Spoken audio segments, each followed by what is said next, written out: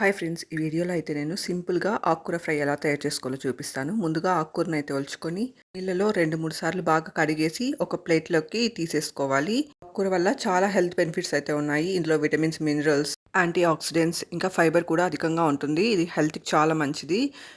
ముందుగా ఒక పెనం తీసుకొని అందులో కొంచెం ఆయిల్ వేసి, ఆయిల్ వేడయ్యాక అందులో కొంచెం వడియం, జీలకర్ర వేసుకొని మనం ఆల్రెడీ కడిగి పెట్టుకున్న కూరాకుని ఇందులో వేసుకోవాలి.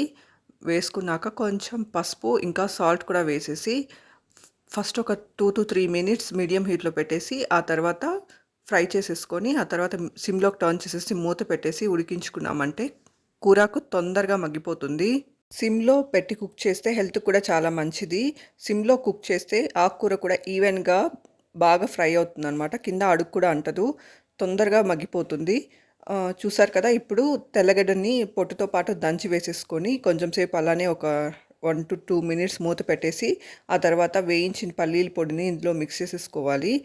వేయించిన పల్లీల పొడితోనే కారం కూడా వేసేసుకోవచ్చు, లేదంటే సపరేట్గా కూడా కారం వేసుకోవచ్చు అనమాట. ఈ రెసిపీ చేసుకోవడం చాలా ఈజీ, ఇంకా ఈ రెసిపీ చాలా హెల్దీ అనమాట. చూసారు కదా, చేసుకోవడం కూడా చాలా ఈజీ. కొంచెం సేపటికి తొందరగా ఫ్రై అయిపోతుంది. సిమ్లో పెట్టి కుక్ చేసేసారంటే అందులో ఉన్న విటమిన్స్, మినరల్స్ అలానే ఉంటాయి. మీరు హై హీట్లో పెట్టి కుక్ చేసేసారంటే మాడిపోవటంతో పాటు అందులో ఉన్న న్యూట్రియంట్స్ కూడా చాలా వరకు పోతాయి. చూసారు కదా, ఇలా చేసుకొని తిన్నారంటే చాలా హెల్దీ. ఇంకా ఇలాంటి ఫుడ్స్ తినడం వల్ల హెల్త్ కూడా చాలా బాగుంటుంది.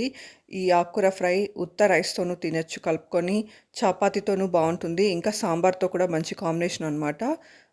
ఈ రెసిపీస్ ఆకుకూర ఒలుచుకోవడానికి కొంచెం టైం పడుతుంది, కానీ చేసుకోవడం చాలా తొందరగా అయిపోతుంది, ఫాస్ట్గా కూడా అయిపోతుంది. Thank you for watching my video. Please subscribe.